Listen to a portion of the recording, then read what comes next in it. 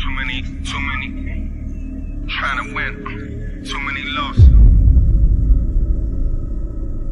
It's like a championship game, and you win it, and they ask you, how do you feel? Did you feel you? Yeah, I came in with my game plan, and I expected my game plan to work. I'm dropping these philosophies that y'all should try adopting. Running from the law, no, running from the law, but you cross me. Snakes in the grass, learn how to move when they rattle. Too many losses, be a light and you can prove it's a shadow. When I pull up, right on time, come outside, I ain't your man, that's true enough. 2 times. Oh, hey. Ooh, I'ma dive off the deep end. Ain't nothing but an Eastside party. Eastside.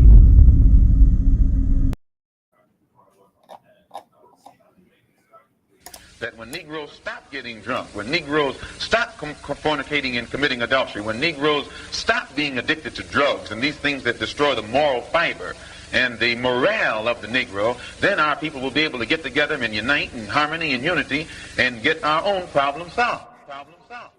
I need some weed. La, purple and pink, tie-dye, Irene, lime green, yellow and red, no cash, peso, wallet, guap, dinero, moolah, euros, big money, rubber band, bang, I need some weed.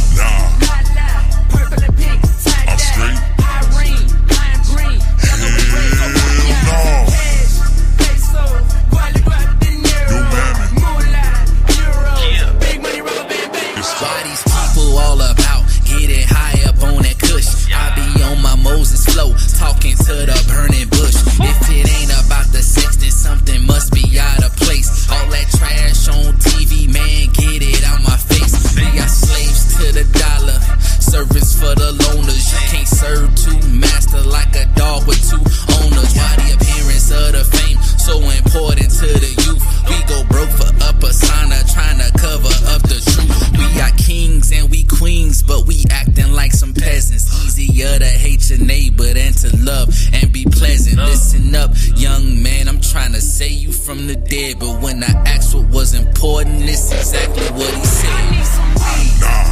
La, purple and pink, tie-dye, Irene, lime green, yellow and red, cash, peso, wallet, guap, dinero, moolah, euros, big money, rubber band, bang, I need some weed. La, purple and pink, tie-dye, Irene, lime green, yellow and red, cash, peso, wallet, guap, dinero, moolah, euros, big money, rubber band, bang, We so unaware, how society is dying, cause the media, the government, religions all be lying. I be speaking to my people, Judah's roaring like a lion. Gotta wake up from the matrix and let's get on back to science. But these brothers be on dirt, Mary trying to find their next wife. Sisters fornicate for money, trying to live their best life. The people bout their flesh and too carnal in their minds. If they look within themselves, they be surprised at what they find. We got destined for some greater than some money and some fame. Popping pills and blowing trees and calling sisters out their name. Carnality is such a problem, killing people till they dead. But when I asked what was important, this exactly what they said. I need some weed. La, purple and pink, tie-dye, Irene, lime green, yellow and red, cash, peso, wallet, guap, dinero, moolah, euros, big money, rubber band, bang, I need some weed. La, purple and pink, tie-dye, Irene, lime green, yellow and red, cash, peso, wallet, guap, dinero, moolah, euros, big money, rubber band, bang. It's carnal. You'll never see a U-Haul behind a hearse. I'll say it again. You'll never see a U-Haul behind a hearse. Now, I've been blessed to make hundreds of millions of dollars in my life. I can't take it with me. I can't take it with me.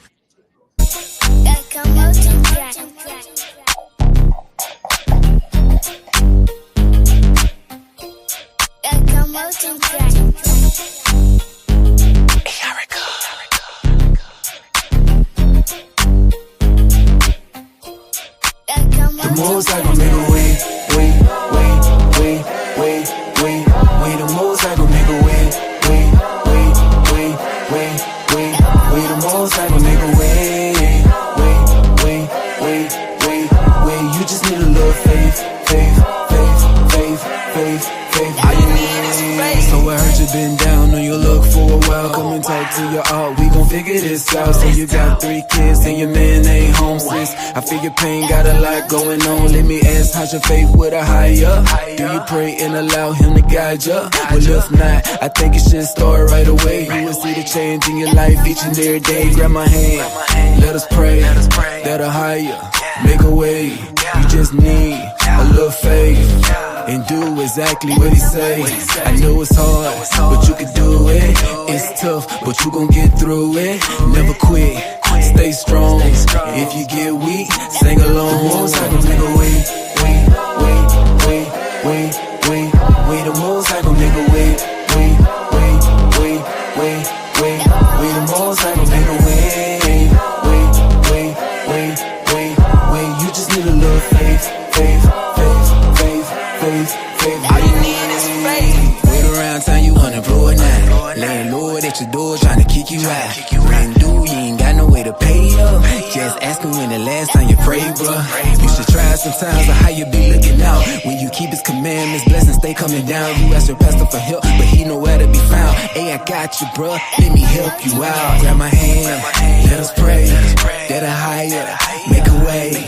You just need a little faith and do exactly what he say. I know it's hard, but you can do it. It's tough, but you gon' get through it. Never quit, stay strong. If you get weak, sing along. The Most High gon' make a way. The Most High gon' make a way. The Most High gon' make a way. You just need a little faith. All you need is faith. Hey, if you believe in the Most High like I believe in the Most High, you will know that he'll make a way for you. All you need is a little faith. On your own time, read Matthew chapter 6, verse 24 through 33. Also, Hebrews chapter 11. The Most High gon' make a way. The Most High gon' make a way. The Most High gon' make a way. You just need a little faith. All you need is faith.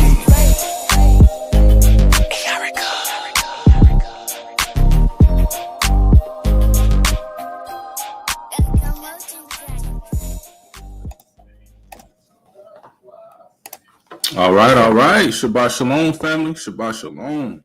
Hope everybody doing good. It's your boy Solemn Prophet here. We got Professor S tuning in with us as well, listening in to us. So it's good to have him back. Definitely feel free to engage with him in the chat. But this is Shabbat Talk. You know, we come together every week. We read, we study, we get understanding, we laugh, we joke, we compete with each other, right? That's all a part of growth, all a part of walking that fine line. So all praises. I'm glad for everybody to be here. We jump in right on in here. Let's see. Let's get rid of that and kick it off with how we do. All praises to the Most High.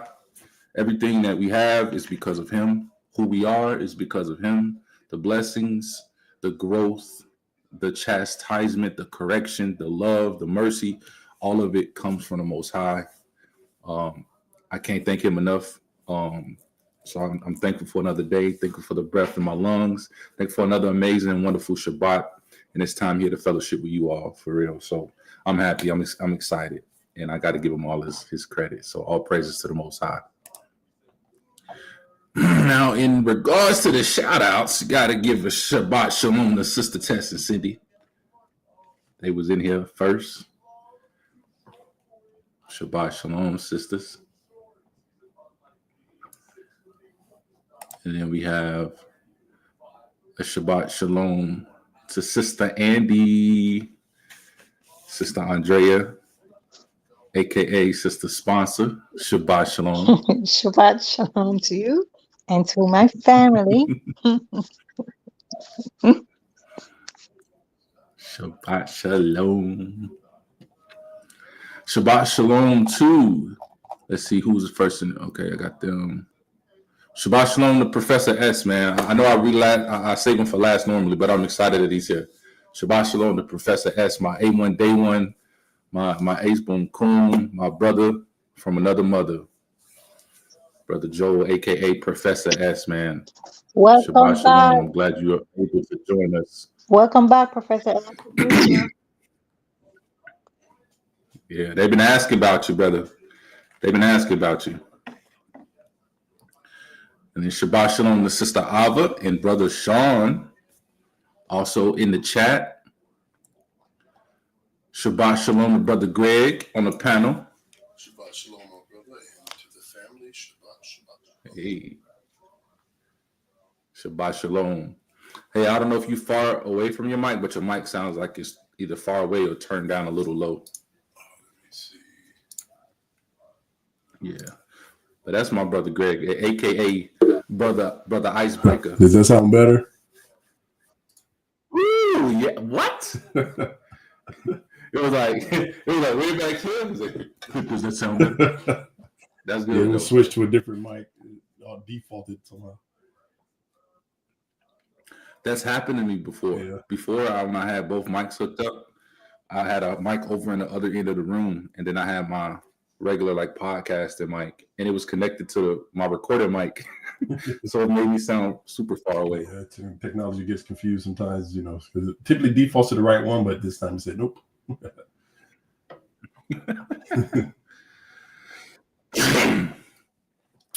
If I sound a little weird today, y'all, my apologies. I'm coming over something, but all praises for healing. All right, Shabbat Shalom to Sister Jasmine in the chat. Shabbat Shalom to Sister Kaylee, who's also in the chat. Man, y'all all in the chat, man. Y'all better bring y'all butts to the panel. All of this. I'm going to have to be keeping up with all these YouTube comments and whatnot. Oh, snap. Shabbat Shalom to Sister Zakoria in the building. Shabbat Shalom, family. I've been missing y'all. Came slid through right on time. Shabbat Shalom. Glad you could make it. Hold on. I miss y'all. Shabbat Shalom, everybody. Ooh. Sis in here now, so the ruach, you already know it's about to cook. It's about to cook. All right. So this week's scripture reading is Joshua 5:12 through chapter 6, verse 10. Proverbs 4:11 through chapter 5, verse 3. And then we got Psalms chapters 22 through 25. Brother Icebreaker, you want to hit us with the first all right insight that you got? Let's break some ice here. Let's go. I'll do two chapters today, two quick ones. So the first one was just Joshua 6:4, where just talking about and for me it was just pointing out just how Yah he uses the number 7 a lot. That's a significant number for him. The 7 priests, the 7 trumpets, and then on the 7th day, you see these 7 times. So you notice that this number 7 is like a significant number. But also the other day I was thinking about too how sometimes people use things in a Bible like that, and they use it for for gains or deception, to where like you said, your angel number. Now let's do this. Then they make it for profit, and they kind of make up this whole story, around things like that, to where it's like, wait, that's not really biblical. You're totally just making that stuff up. I just noticed that, when you're doing seeing people, if whether they're like former psychics or whatever, they talk about that stuff. And then you see it, but oh wait, the number 7 is significant. So then you can I can just see how that could easily deceive people if they start to go those routes with like angel numbers and this and that, and 7 is your lucky number. All that stuff. But that point that stood out to me when I was reading that, just like Yah does use that number for significance, but then man takes it and kind of puts his own spin on the way they become pagan and not. And at that time, it's not significant anymore. That was that, and then I'll just look at Psalm 25, just 3 verses from there, like 3, 8, and 14. So 3 was, let no one that wait on thee be ashamed, and let them be ashamed which transgress without cause. And that just stood out to me, just because I know a lot of times it can be hard for believers and people of faith when they seem like they're like by themselves, or if somebody questions you, why are you like, and you doing on the moon, like, or whatever it is, and people can, or you don't eat pork, you can eat that now, but if like you're in a group of people, you're like the only one, people can feel ashamed, and maybe then they start to second guess when they know like they're on the right path and they are set apart, but now they're kind of going with the crowd. So do not be ashamed, when you're like that. Right. And then let's see, verse 8 is as good and upright as Yah. Therefore, it will teach sinners in the way, which that stood out to me because, we all came from previous lives and, sinful ways. And a lot of times we probably didn't even see it, whatever we were doing as sin. We justified it, but then when we got convicted of sin, we wanted to live a more righteous life. So it shows that he does come and he does choose sinners, which is all of us, to start to go on the way on the right path. So there's hope for everybody who's in sin. And the last one was 14. He said, the secret of Yah is with them that fear him, and he will shew them his covenant, which, having a healthy fear of Yah, do like I said at the beginning of wisdom. I think that's one of the quiz questions too, but like we have a healthy, some people don't understand that fear can be a good thing at times, right? When you fear Yah in the righteous way, you want to listen to him, follow his commands, live right, but not in like a fearful way to you doing it just out of fear. So I'm scared, so I'm only going to do this because I'm scared. But no, like fear leads to wisdom. You want to do it. You desire to do things. Yes, he's your father, but definitely still fear him because he's powerful and mighty. You don't want to anger him, but yeah. So those were the shows today. Ooh, boy, you was cooking. You was cooking, boy. Your week was filled, wasn't it? Your week was filled with insight, boy. I wish I could have been a fly on the wall this week over there. You probably was all kinds of productive and everything. I made a homemade pizza, like from scratch, and the sauce, and it was good. See, I knew it was something. Because man, I love it, man. Abba has a way of just filling us up, and it just overflows and pours into other areas of our lives, right? Amen. Hallelujah. Like where does having a deeper understanding of the scriptures, particularly Psalms, have to do with a pizza, right? Not directly, but in the Ruach it does. You get what I'm saying? So all praises. Amen. Would anybody else like to share what they got from this week's scripture reading? I would like to share. Psalms 25, and just like Brother Icebreaker said, I'm going from 12 to 14 now. In 12, okay. In 12 says, what man is he that fears Yah? Him shall he teach his way, that he shall choose. His soul shall dwell at ease, and his seed shall inherit the earth. And 14, which says, the secret of Yah is with them that fear him, and he will show them his covenant. What man is he that fears Yah? I feel like the fear of Yah, when we fear him, he will make our life simple. He will make our life easy because he will guide us. He will guide us in all things. And he promises that when we fear him, that our children will benefit because he will also bless them. He will also take care of them. And when I read this, it's talking about fear. And back in Proverbs, what we were reading is about wisdom, is about understanding, and now fear. And I figure if we have all three of this, if we practice being wise, if we get understanding, and if we fear Yah, I think that we are unstoppable because Yah, because Yahuwah will always be there to take care of us. Thank you. Go, sister. Yeah. I told y'all the Ruach was gonna be cooking tonight. I told y'all, sis, great point, man. I felt that one. So that's why she most of the time is quiet, because she's like, man, if I open my mouth, I'm gonna just shut it down. So I'm gonna just be quiet over here and just not say too much. I'm gonna let y'all do your thing, you know.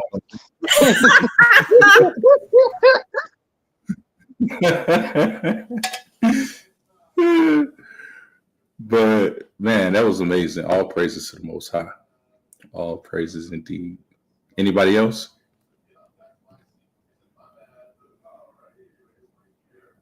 For their insight of this week's scripture reading. Hi. Shalom.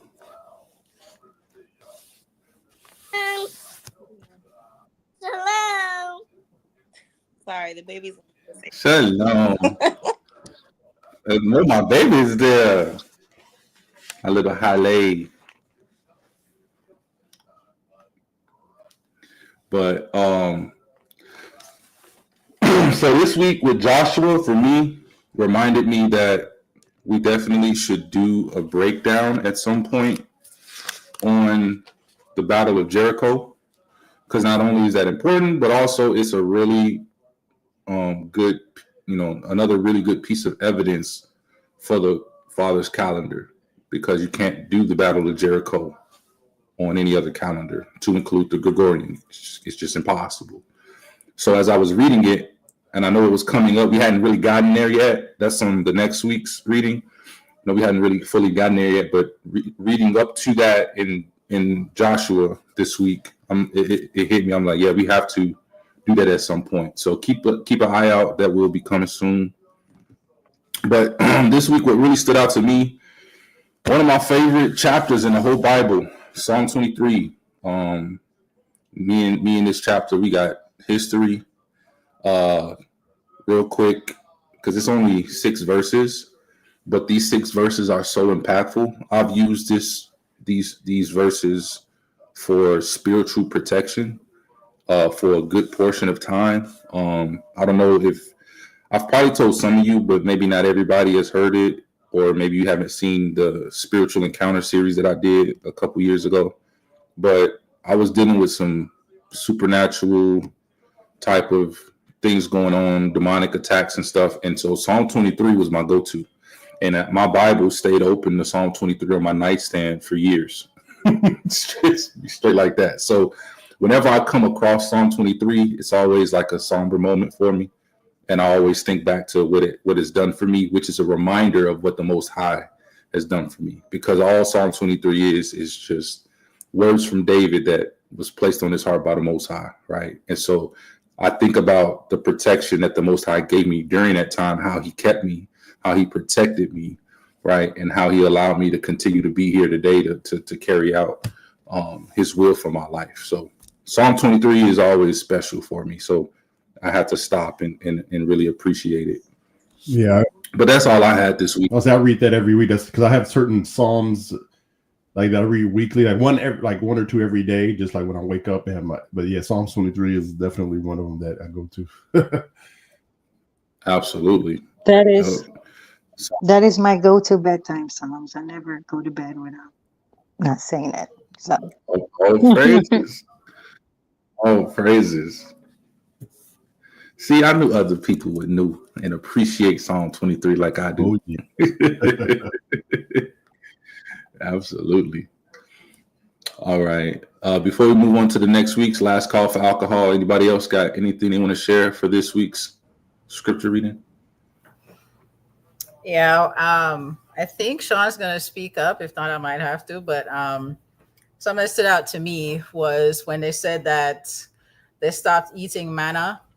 The manna was no longer provided, and they were going to eat the food of the land. And I'm like always looking for the details when it comes to sharing the culture. I love when we get to see a snippet of the culture back then, because we're so far from it now. And it's like when they mention something like that, it's like That's not a small detail. They just spent 40 years eating this thing, and you don't hear anything about, they went praising and shouting or anything. It's like no party, no nothing. They just stop eating that. It's okay. We're gonna eat the other food. But what Sean had picked up from it. Hello. Hi. How's it going? I thought. Hey, shalom, brother. Hello there. I thought it was very interesting how prophetic of Messiah that Psalm 22 is, because I knew that like the Psalms, they have Messiah all over them and stuff, but I didn't know that like this chapter specifically just had all that stuff in there. Like it was Psalm 22:1. We get there at the end. That's okay. At the end. Oh, sorry. Like you have the how they they're all calling out to, I guess David's the one writing it, but in like verse 6, 7, that all those who seek me, they mock me. He trusted in Yahweh, let him rescue him. And if you remember Messiah on the tree, whatever you want to call it, that they said to him, well, you trusted in Yah, so why can't you just come down? And there's a whole ton of stuff like that in this chapter. And there was another one I wanted to bring up. Obviously, the piercing my hands and my feet. And a couple other stuff I don't see right now. But it's a lot of stuff. And at the end of all of what the Messiah went through, after all that happened, he called out saying, Ma'el, why have you forsaken me? When we look at that, like, yes, he is calling out to the Most High at that time, but he's calling to remembrance that Saul, so that people would remember, all of that stuff that we read, that we heard, just happened right now before us. But they didn't get it at the time. They thought he was calling to Elijah or whatever. Right, because the Greek was Eli, Eli, lama sabachthani. And so they thought he was calling out to Elijah, but really they were saying he was repeating Psalm 22:1, where David is saying the same thing. Why have you forsaken me? You trying to take my smoke? What are you doing? I just said English. You said it in English, and so I'm trying to say it in Greek, where they would be like, "Oh, he's calling out to Elijah." You should have said it in Greek. And what's the other one? Aramaic, but I don't know. Okay, I don't know all the details, but I just thought it was interesting. Yeah, and what about the other one? I don't know. It was Matthew 27:35. I'm the one that said this stuff. I didn't study the specific verses like you did. We're live right now. I think it was Psalm 22. What was the mirrored one? I mean, there's the one talking about dividing his garments. Yeah, it was talking about dividing his garments. Yeah, I forgot about that one. Yeah, and that's in 27:35, where they said, "Then they crucified him and divided his garments, casting lots, that it might be fulfilled, which was spoken by the prophet. They divided my garments among them, and for my clothing they cast lots." David said that in the same psalm, which is another thing that I was interesting to me, is that we got to find out another bit of the culture that if you didn't know about all this prophetic thing in it, you got a glimpse of what they used to do, that it was a common thing that when somebody died, especially somebody who had expensive clothing, that they would do that. They would divide the clothing and cast lots for that kind of stuff. So that was the interesting part of it for me, is another glimpse into the culture. Did you have anything else to say? Praises. See, I wanted to do this like naturally. I didn't want to write it all down and look all fancy. I just want to say, look at this cool thing. Are you done? Okay, all right. All right, thank you. All praises. Y'all dynamic is awesome. It's truly awesome. But great point, brother. Yes, Messiah is all throughout the Psalms, all throughout the Old Testament, as you have been along this journey with us, covering a lot of this information too. But yes, Psalm 22 specifically is it's hit really hard. So that's awesome that stood out to you. And sis, you make a really good point, or connection, I should say, when you said it's really good to tap into the culture, right? To get a glimpse of that culture, because that's going to be a really big part of what we're going to talk about tonight for the lesson. So, keep that locked in. Culture is going to come really big in just a few moments. But I just realized you're wearing linen. You're wearing linen tonight, brother. Yes. Yes. Excuse me. All right. Well, we'll go to next week's. Go ahead. I was just going to say, everybody better pay attention because we're going to learn tonight now with the linen on.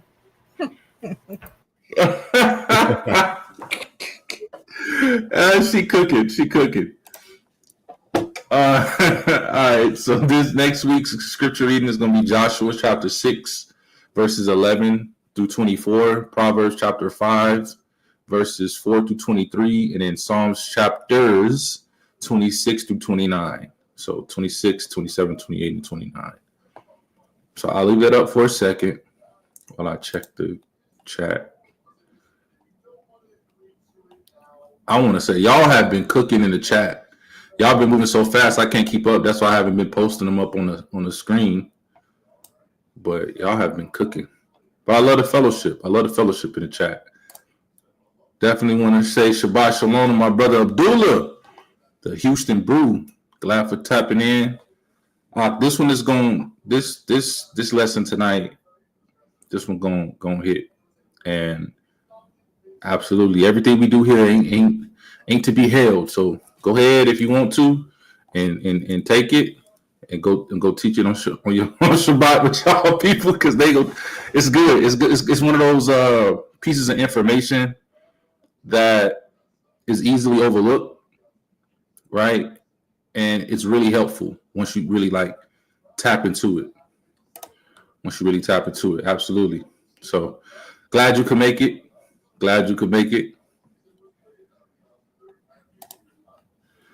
And I'll put that back up on the screen for everybody real quick. Take a picture, screenshot.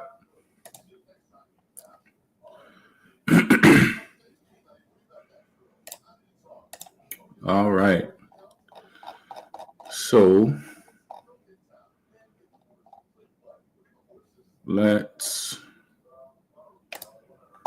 get into the main lesson. So I'm taking this off now. All right. So the reason why this even came to me, I was riding home. I believe I was riding home from dropping somebody off. Can't 100% remember. 8 to 10 business days. I'm telling y'all, 8 to 10 business days. But I was riding home and I was listening to a YouTube video, and I believe it was, there it is. So I was listening to a YouTube video that was talking about, remember on Righteous Reactions, where the last video we covered, you had the brother that was saying that there was no crucifixion, and he pretty much got exposed by the other Christian brother who was really learned and really studied, and he kind of broke it down, everything, and kind of just pretty much just exposed the brother. So when I see people display levels of knowledge like that, I tap into them just to see kind of what else are they talking about.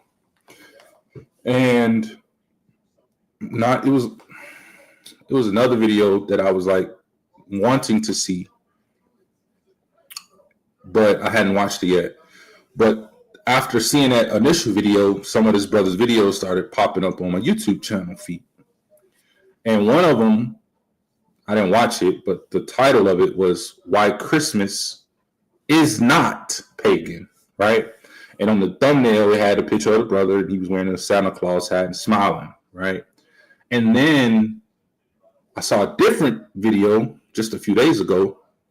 Oh, I didn't watch it, but I saw the thumbnail and the title, and he doubled down on it. So that kind of planted, the first video kind of planted the seed a little bit from what was already being planted. That solidified the seed. But while I was watching this other video or listening to this other video on my way home, and I was listening, and this one brother was just speaking about how there's a lot of other factors besides just standard scholarship when it comes to having a deeper understanding of the Bible. So many other variables come into play, right? And that's why it's really hard for people to agree on everything, because you have so many different understandings, interpretations, cultures, right? That come into play, which kind of gives just a wide variety of understanding, right? But the thing that hit me was basically how easy it is for someone to have so much knowledge, biblical knowledge, scriptural knowledge, study, teach, do all of these things, but do so from a religious standpoint, from a religious viewpoint, right? The title, the lenses we see the Bible through is exactly that, right? The lenses that we see the Bible through. But we should have a specific type of lens when we're reading the Bible, right? We should look at the Bible through a specific perspective in a specific context from a specific cultural background, not from wherever we are, right? But I found it interesting that it was saddening, but it was also interesting how so many scholars and these really in-depth people who study the Bible, some of whom I hold in pretty high regard, but to know like they have this much knowledge, but yet they're still led so far off, they're led astray because they're holding on to certain traditions. They're holding on to certain customs and societal constructs and societal norms and all of these different things that they're right there, but they're missing the bigger picture that the scripture is painting because they're not approaching it from a Hebraic perspective. And it's crazy because some of these brothers can read, write, and speak Hebrew. Meanwhile, I'm over here like I can't read it, I can't write it. I know a few words and phrases, right? I'm not trying to ever sound like I am an astute Hebraic scholar by any means. But it's like there's so much there when you just look at it from a different lens, right? So we cooking in the chat. Wow, he said he just spoke. He said that he just spoke on it last on the last Saturday's class. That's gotta be the Ruach. Yep, that's gotta be the Ruach. But real quick, so I wanna talk about some things. I'm gonna ask you guys some questions. We're gonna kind of get involved here a little bit. So, But what is bias? What is bias to you? What does that mean to you specifically? Anybody could put it in the chat. Anybody can unmute their mic and just talk. I guess I'll say just first thing that I think about is like having a preconceived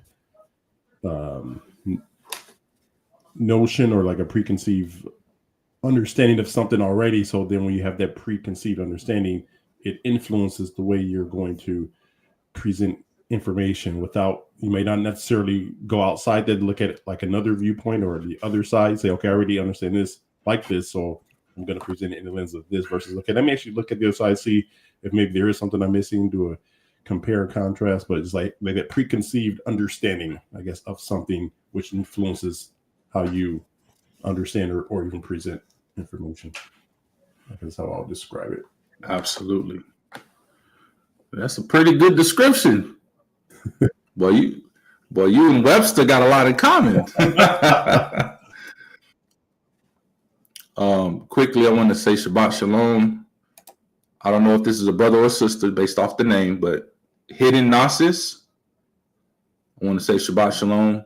They said a large issue is that everyone agrees that we should look at the Bible in the right context or lens, but there's a lot we don't know about Hebrew culture, and a lot of what we think we know comes from the Middle-aged Jews. So absolutely, that's a great point. But like Sister Ava said, there's certain passages in Scripture that gives insight to that Hebrew culture, and you start to see that Hebrew culture kind of connect on a wide range to formulate as like puzzle pieces to the bigger picture. And so there's a lot about Hebrew culture that you can learn from the Bible that isn't kind of that mainstream standard. Like it's not a big Hebrew. Here's a Hebrew manual of how to understand Hebrew culture, but it's throughout, right? But that's a great point. I'm glad you could tune in. And yes, brother, that breakdown about bias was absolutely amazing. Anybody else want to share what's bias to them? I don't know if it was Tess or Cindy, but it says my understanding of bias is what Greg explained. Brother Greg went more in depth. Brother Icebreaker broke it down. So yeah, absolutely. What Brother Greg said was pretty much on point. Here's the definition from the dictionary: prejudice in favor of or against one thing, person, or group compared with another, usually in a way considered to be unfair. Right? So it goes and it says prejudice to a thing, person, or group compared with another, usually in a way that's considered to be unfair. Also, you have personal biases too. So this can play out internally within oneself as well, to where if you hold something in high regard, you're more reluctant to see anything else objectively because you hold that one thing or whatever it is in high regard. So even if you compare it side by side to something that's better, you're not going to agree to that because that's not the thing that you hold in high regard. Oh, okay. Sister Tess. That was Sister Tess. Somebody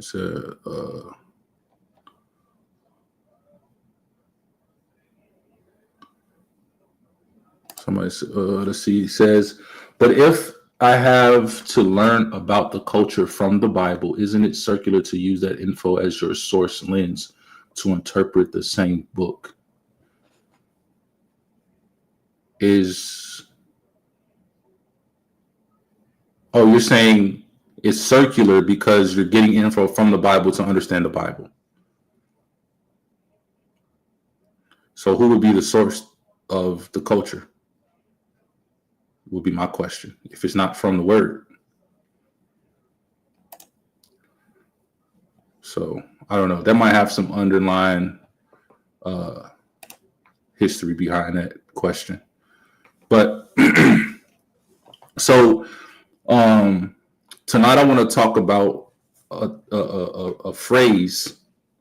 Not even a phrase, it's a word, but it has a lot to it, or it could have a lot to it.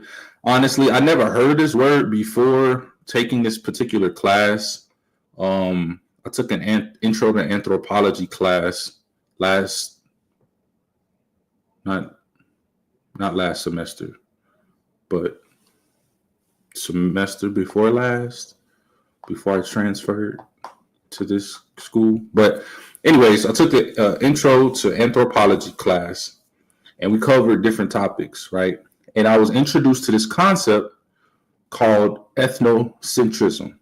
I don't know if anybody's heard of it, because I hadn't heard of it specifically before that class, but I could immediately identify with it because I had seen it, I had experienced it before, And especially when you read, learn, and study the Bible, especially when you're interacting with other people, you kind of see that come into play too.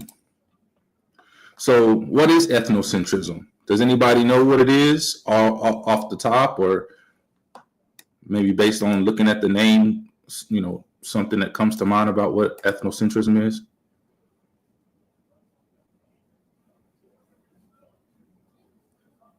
I mean, breaking up like ethno and centrism, like two separate words, like ethno, like ethnic, being in the center of your ethnic group or something. Maybe, I don't know.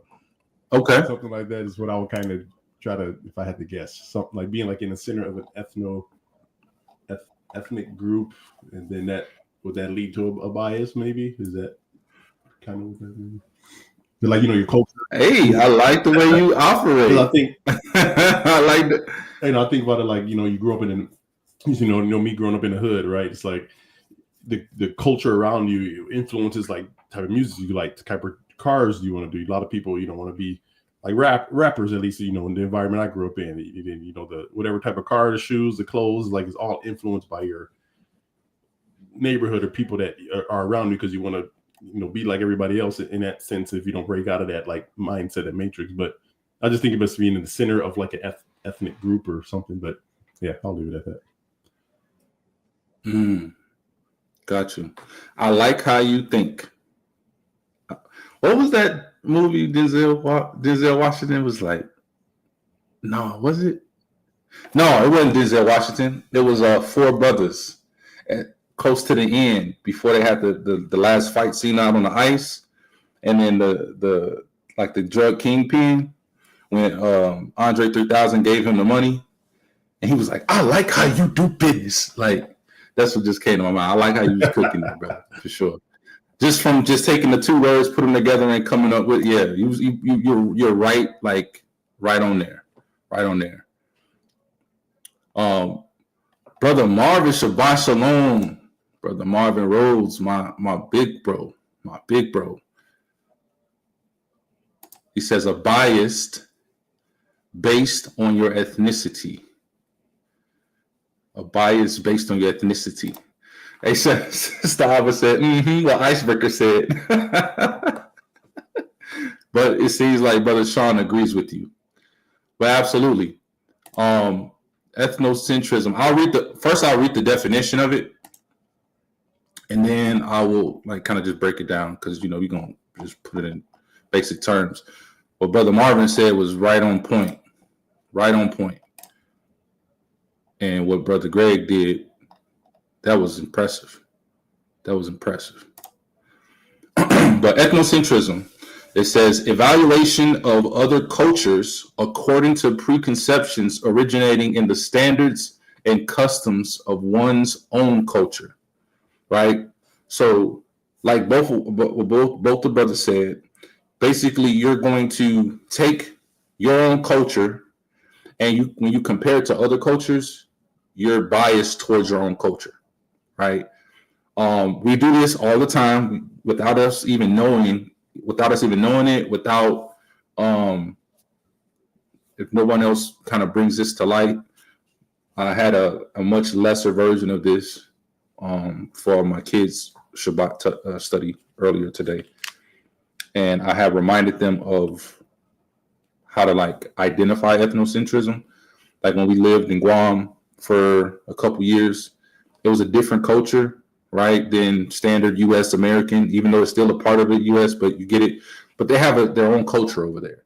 And it was an adjustment for the kids to kind of understand certain things. So when I used that example, they were aware, oh, okay, I get what you're saying.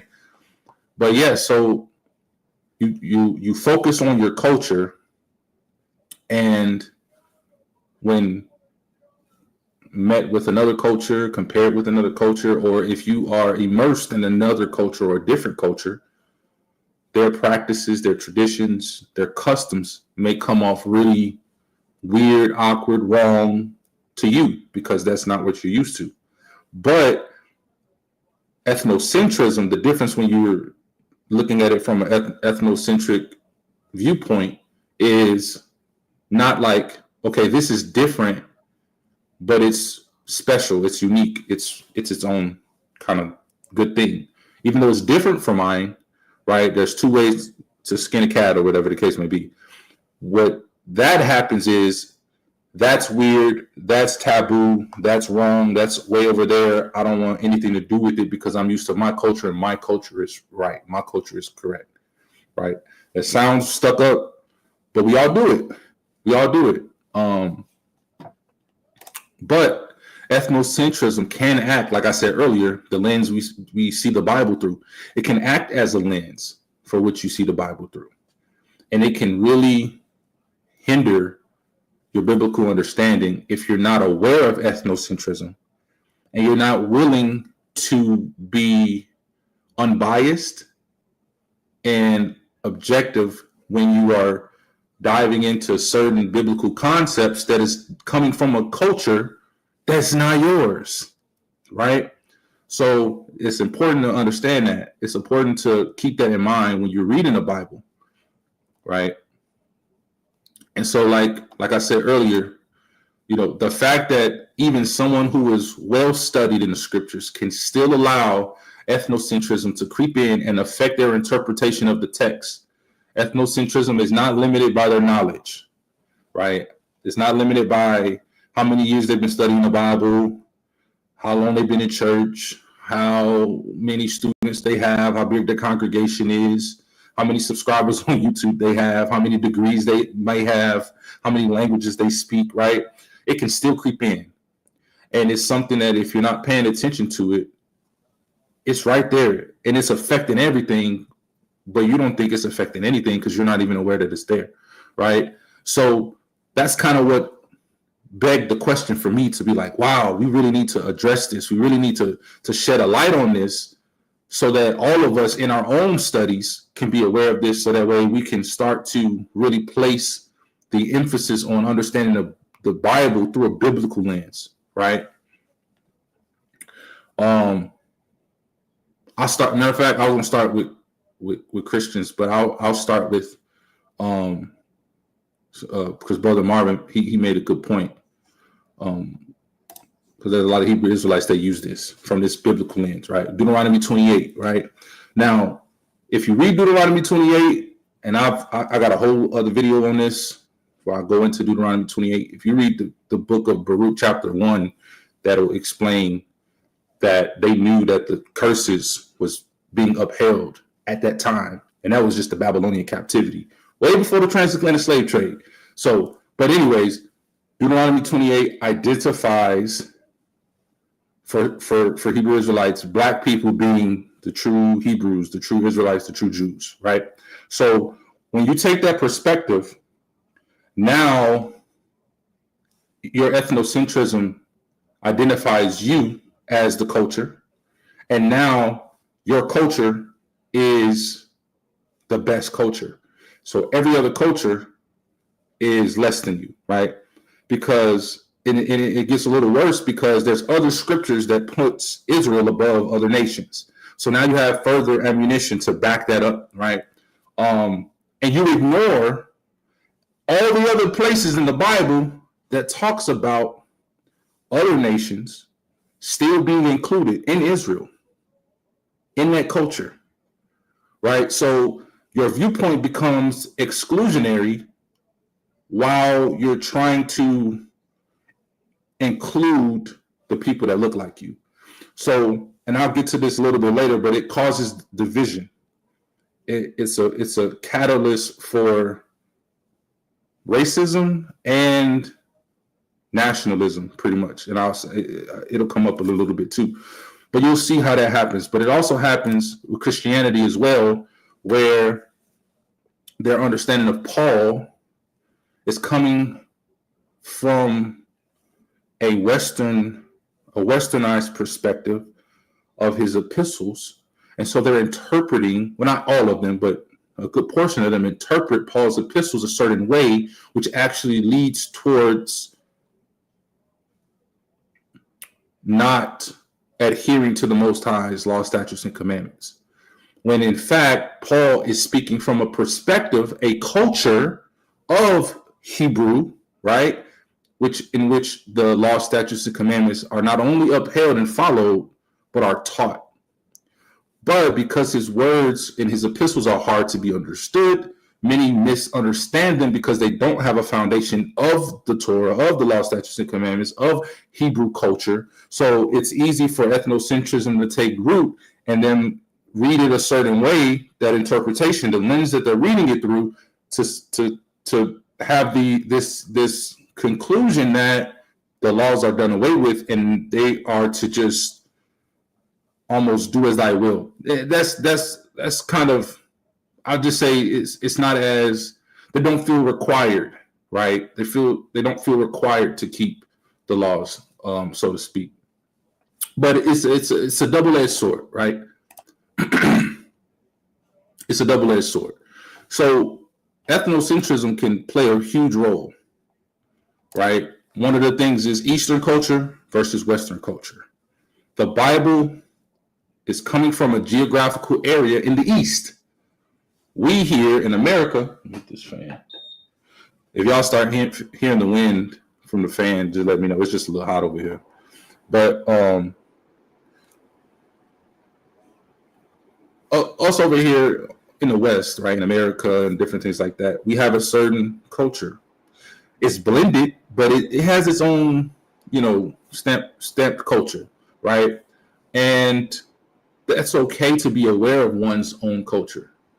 But it's also good to be aware of the culture in which you're trying to understand when you're reading this, because this book doesn't come from the West, it comes from the East. So being able to identify that puts yourself in flipping the switch to your mindset of, let me look at the Bible from an Easternized perspective rather than a Westernized perspective, right? You're talking about biblical culture versus American culture, right?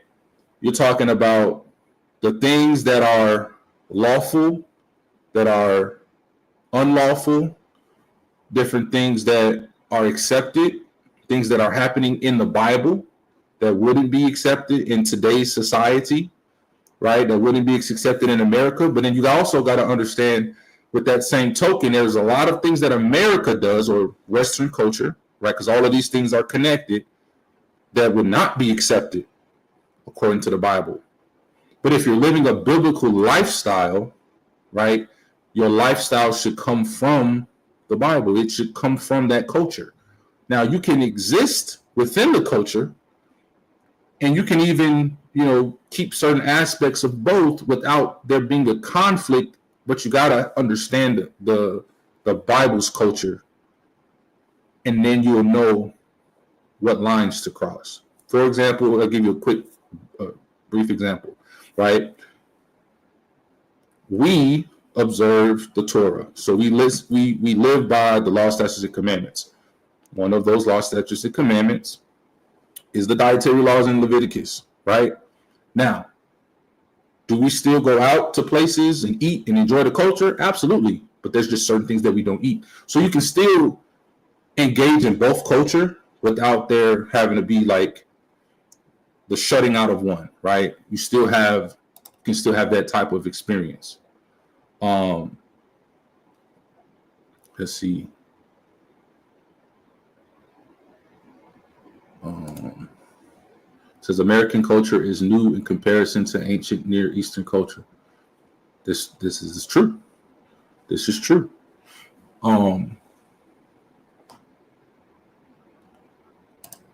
You're talking about a modern culture, a newer, more modern culture compared to an ancient culture. Modern civilization versus an ancient civilization, right? There's another concept that's kind of hard for certain people to reconcile when you're talking about the Bible, right? Good people versus righteous people, right? There's a lot of people out in the world, they feel like they're good people. I'm a good person. I pay my taxes. I don't break the law. I donate to certain charities, whatever the case may be. But if you look at it from a biblical perspective, are you doing what the Bible says? And that's the difference between being a good person and being a righteous person. Now, when I say a righteous person, that doesn't mean that you're perfect. Righteousness is a path that you are walking along, right? Righteousness is not, oh, I'm better than you. Righteousness is, I'm making the decisions daily to remain on this path and not to veer off to the right hand or to the left hand, right? And that doesn't mean you won't ever veer off, but your goal is to be on that path in accordance with the scripture, right? And so there are good people out in the world that are eating whatever they want, that are celebrating whatever they want, that are living sexual lives the way that they want, making decisions the way that they want. They're not consulting the Most High. They're not adhering to his instructions, laws, statutes, commandments. They're not treating others with the respect that the Bible outlines us for us to love our neighbors as ourselves. They're not, some of them aren't murderers and going out killing people, or if the neighbor says hello, they'll wave and say hello too. But you can be a good person by American westernized perspective standards and be completely wicked and a heathen according to the Bible. Absolutely. Right? So that's another thing that is a part of it. You also have societal norms versus Hebraic norms. Societal norms, there's things that we do that's normal in society that wouldn't, like I said, wouldn't have been accepted in the Bible. And there's things that was normal in the Bible that wouldn't be accepted today, right? One topic being, sorry, I'm trying to keep up with the chat.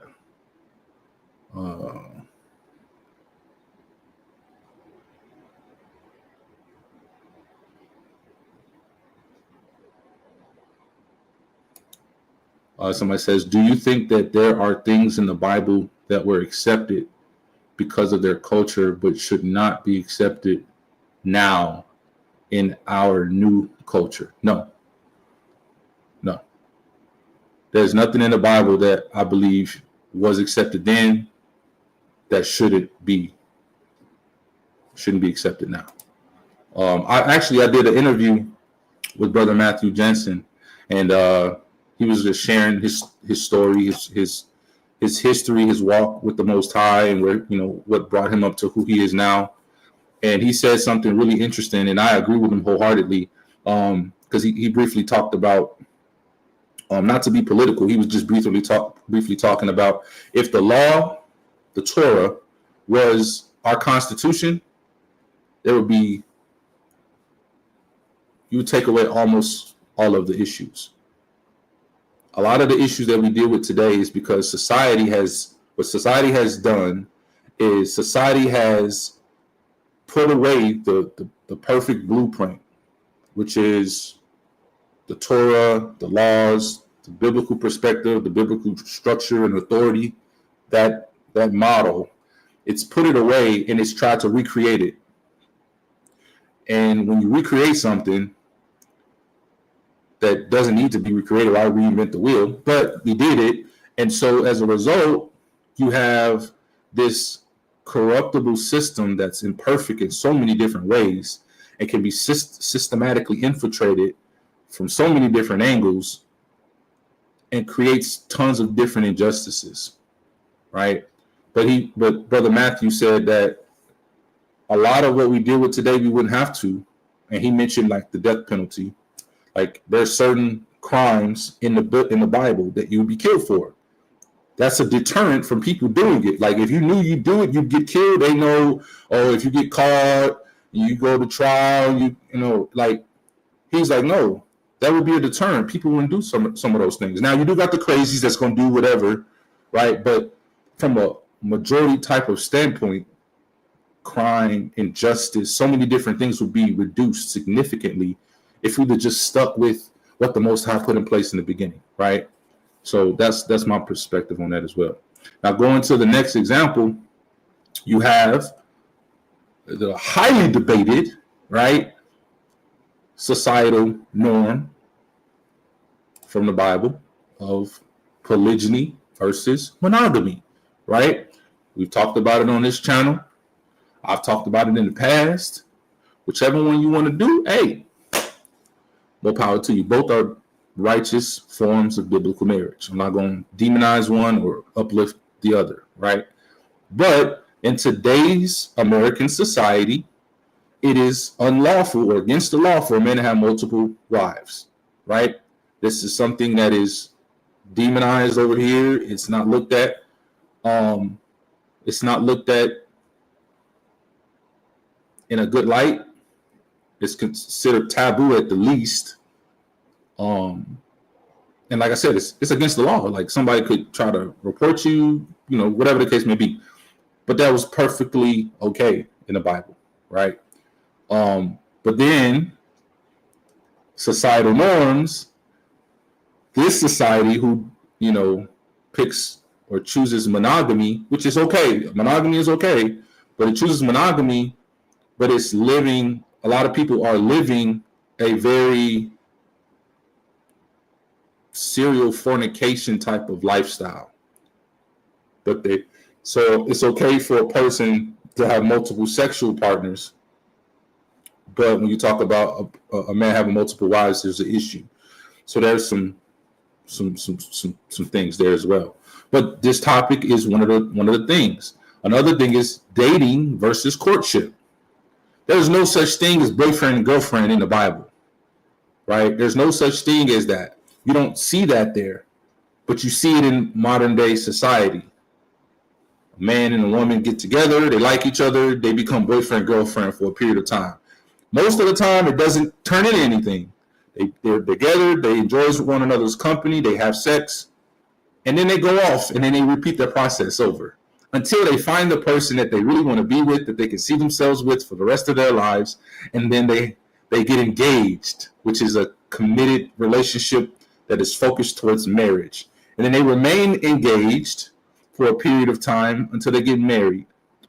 Meanwhile, all the time having intercourse throughout this period of time, right? And so how many people have gotten engaged and then they call off the wedding and then years later dated some more people and then got engaged? So how many bodies are we collecting along this path to marriage? In the Bible, you don't see that. In the Bible is man sees woman, he's interested in her, he makes his interest known, he goes to her father, he says, hey, I'm interested in marrying your daughter. Him and the father, they come upon an agreement on a bride price, he pays the bride price, they set the date for the wedding. Day of the wedding arrive, you have a celebration, they consummate the marriage, man and wife, right? And then, like, there's some cultures that do arranged marriages too, even still to this day, right? But when you look at the divorce rate between the arranged marriages and the divorce rate here in America, is night and day. The divorce rate here in America is almost 50% last time I checked, right? It might be higher now, I don't know. But you get what I'm saying. There's certain cultural norms that is acceptable here, not acceptable in the Bible, and vice versa, right? But the reason why I'm comparing it to the culture in the Bible is because that's what we're reading. So when you're reading the Bible, you have to look at the Bible from that perspective that it's written in, not look at it from the lens of American culture. Another one is the church versus discipleship, right? When you read, and I'm a focus on the New Testament here, because when you talk about church, you're talking about like different denominations and things like that. When you look at it from a New Testament perspective, a lot of the teaching that was done in the New Testament, in the streets, in the middle of the streets, in houses, out in fields, in different open areas outside. Occasionally there were conversations and teachings that were in the synagogue, right? But the point and the highlight of the body, right, according to the New Testament, according to the Bible, was the message, the fellowship, the edification, the growth as a unit. But when you look at it from a perspective, in modern day perspective, you have a church, you got four walls, you got a pulpit, and there's a certain structure that you're going to consistently get. And it might not always be the same no matter what church you go to or what denomination you're in, but there's some semblance of a commonality, right? Some years ago, even while I was still a Christian, I had my mentor, he broke it down for me. And he said, there's a difference between the church and making disciples. And he broke down the systematic, not hierarchy, but he broke down the church versus what we're commanded to do by Messiah, right? Messiah says, go out, preach the gospel to all nations. That's an outward ministry, okay? The church, and when I say the church, I'm saying that very loosely, right? Because no two churches are necessarily the same. However, when you look at the concept of the church, you have a congregation gathers every week to listen to this one person speak, teach, preach, whatever the case may be, and then they're encouraged to bring other people to the service. So that's an inward ministry to come inward. Now, some churches do outreach. That's not what I'm saying, okay? Some churches, like one of the churches that I was a part of back in Chicago, they had a food pantry. We would give food to the homeless every week. It was an outreach. Other churches do other different types of outreach. I'm not talking about outreach. I'm just talking about at the core of who you are is not necessarily built upon that outward ministry. And it didn't make sense until I watched how this brother operated, right? My mentor at the time. And so what he would do is he would lead a small group study, and the people who attended the study would be encouraged to eventually go out and start their own small group studies. So he was essentially creating an environment that was creating leaders. And so while they had their own Bible study, they could always come back to his study if they would like to, if it was on a different day. But they had their own Bible study. And then there was a separate study that he kept for the leaders for them to be able to share thoughts and fellowship and you know, him being able to mentor and pour into everybody. But what they would do in their small groups is that they would build up other leaders to encourage them to go out and to start their own small ministry. So it was an outward effect, a spider web of just going outwards. And that was the difference. And I was like, wow, that's powerful, right? But that was Paul's ministry, essentially, right?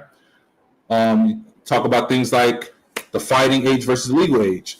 Legal age in America, 18 for certain adult rights, and then 21 for the rest of them, and even 25 for some other things. Not necessarily your rights, but just like, who wants to pay an arm and a leg for car insurance until they're 25? Then it gets, that's stupid. That's so dumb to me.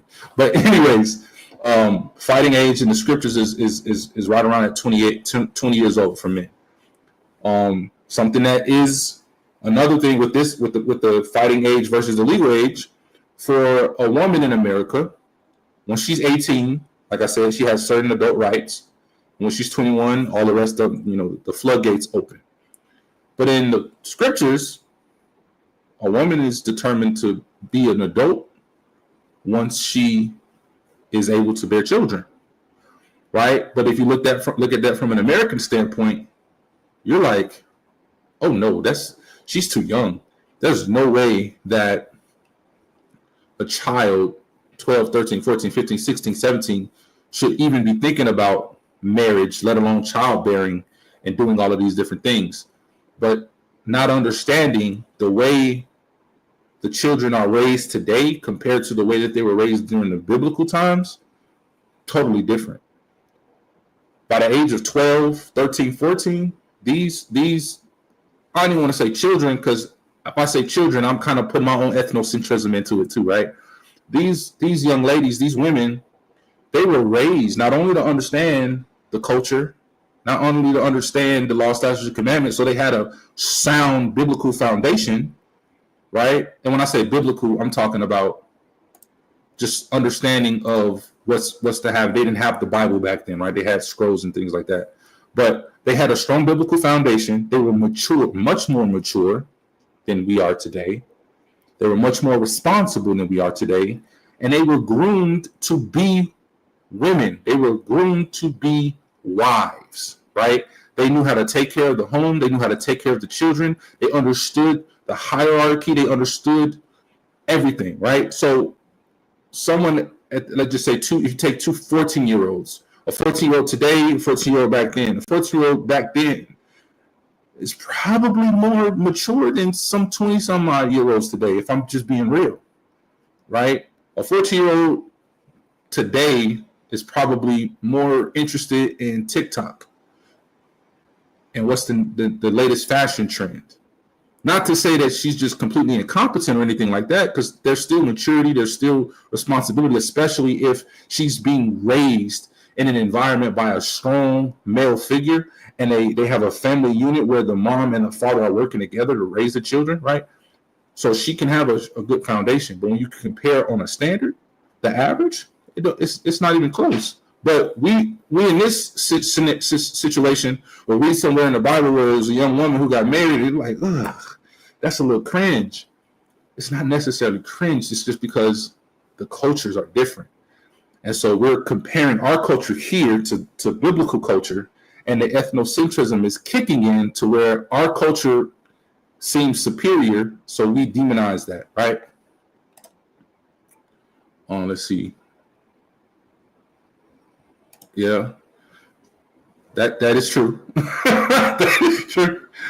That's why America had the KKK, and I don't know if y'all caught that when I said American culture. No, but Khan, sis, Khan. He says, not somewhat, but surely will be more mature and truly submissive to the will of the Most High. Absolutely. Absolutely. But these are just certain things, right, that you gotta take into account. And when you're aware of these things, it makes it easier not only to understand the Bible, but to accept it and get that much closer to understanding it. You got the separation of church and state versus Torah, authority, and government. I mentioned earlier about the conversation I had with the interview with Brother Matthew, Pastor Matthew Jensen. He talked about the death penalty and stuff like that. Things like that, right? Again, if we kept the Torah, if the Torah was actually the law here, Constitution, Bill of Rights, all of that stuff, right? It'd be two different. It's like night and day difference with what we currently dealing with as a society, as opposed to what we'd be dealing with if we had that, right? So a couple other things to consider, right? The importance of understanding the context of biblical events and writings. This is important. I've said this before, but again, like I mentioned with Paul, you got to understand Paul's perspective.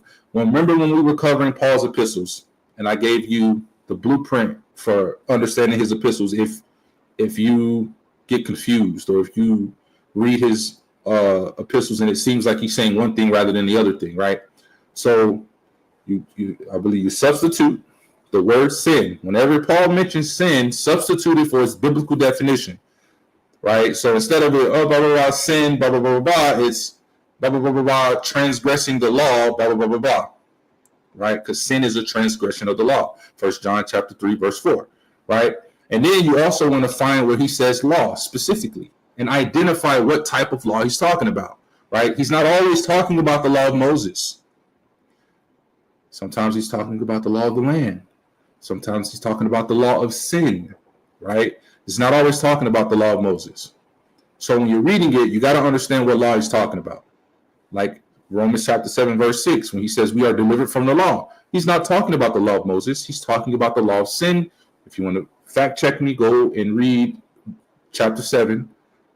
Go and scroll on down and read verses 21 through 23. Now, the whole chapter builds up to that, but read verses 21 through 23, and you will see that he's talking about the law of sin. But this is important, right? It's important to understand.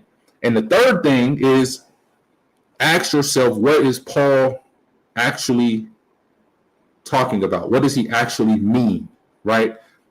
The fourth one is understand Paul's culture. Understand Paul's culture and perspective.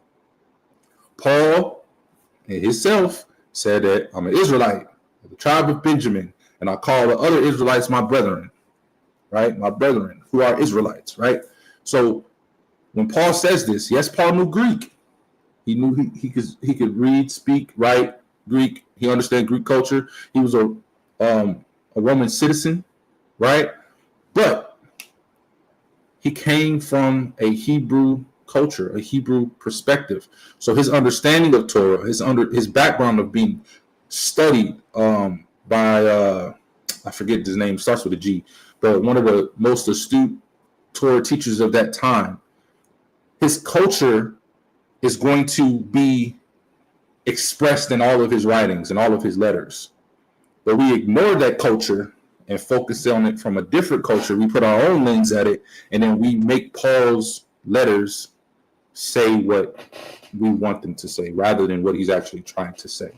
And we do have evidence of Peter admitting that Paul's letters are hard to understand in certain regard. But Peter does highlight from those who are unlearned and unstable, who pervert and twist Paul's meanings to their own destruction, right? As they also do the other scriptures, right? This is 2 Peter chapter 3, verses 15 through 18, I believe. Peter is a witness and a testament, as a testament to this, right?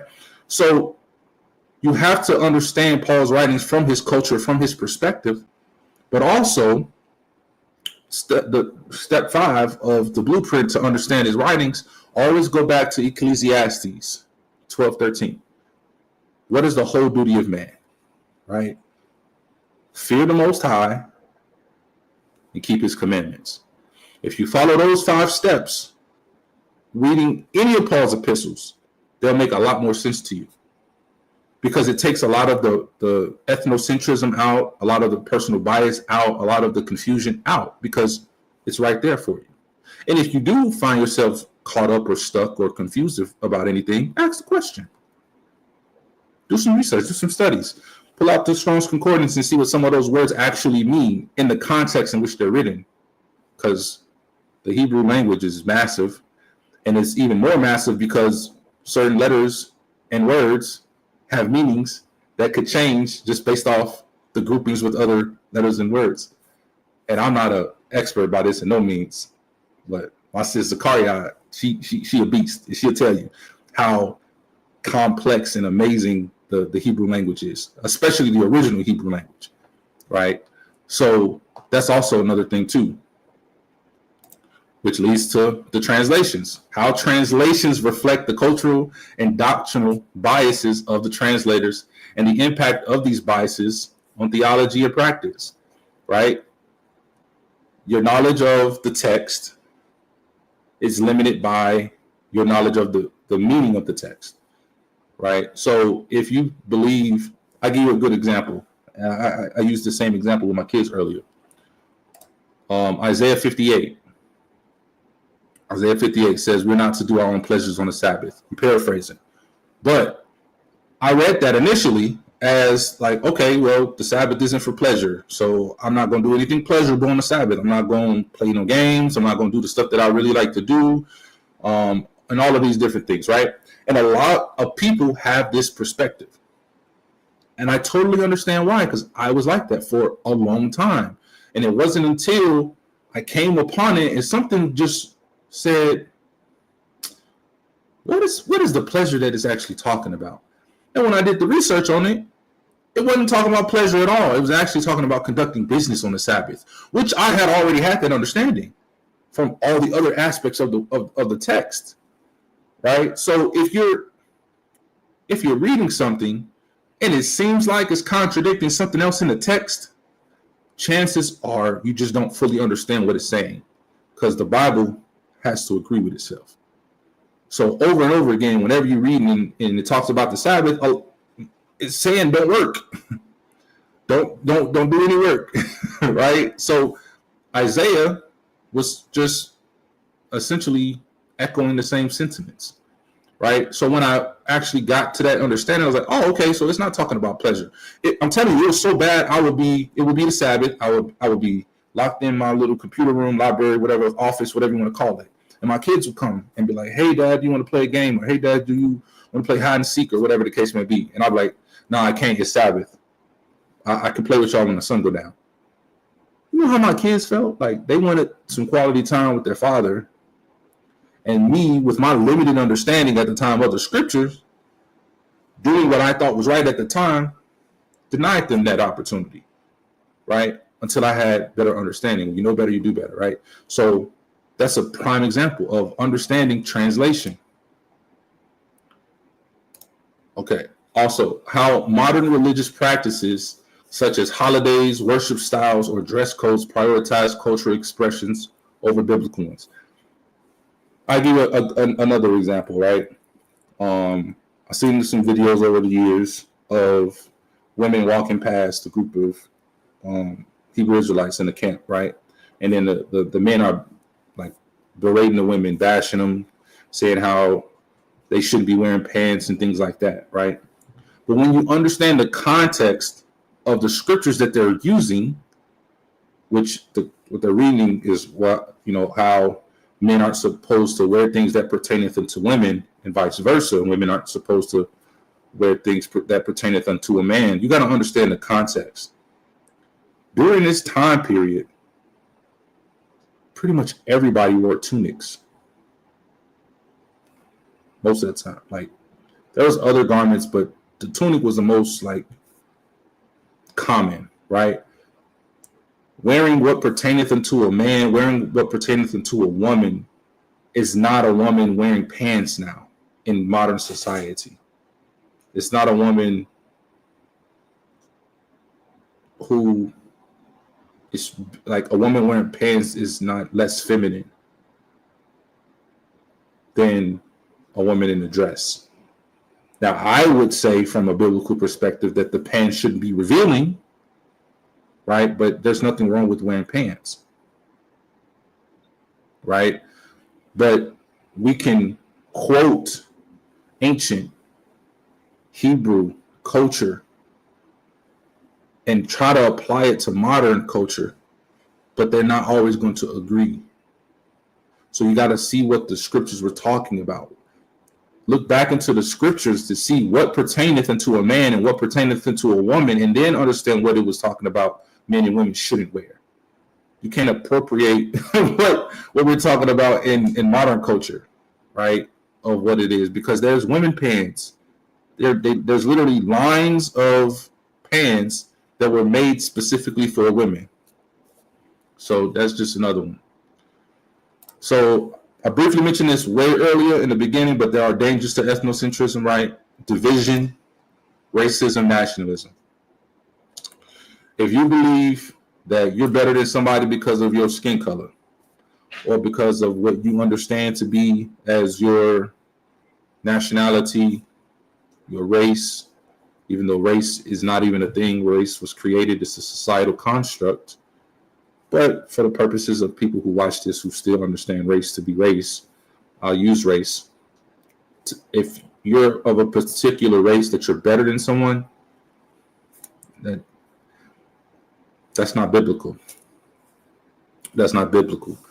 But if you understand the context of what the Bible is talking about this, you will see that even the Bible explains what it means later on, right? Like if you spend tons of time in the Old Testament about how Israel is the chosen people, how Israel is the apple of the Father's eye, how Israel is the bride, how Israel is to be preserved, great, right? Because the whole Bible talks about Israel. But then you also see that the Messiah says that the Most High can raise descendants of Abraham from stones, from rocks, right? So the emphasis shouldn't be on the bloodline or the tribe or the physical connection to a specific group of people. It should be following the example set forth by those people in the Bible in accordance with how they were governed in the Bible.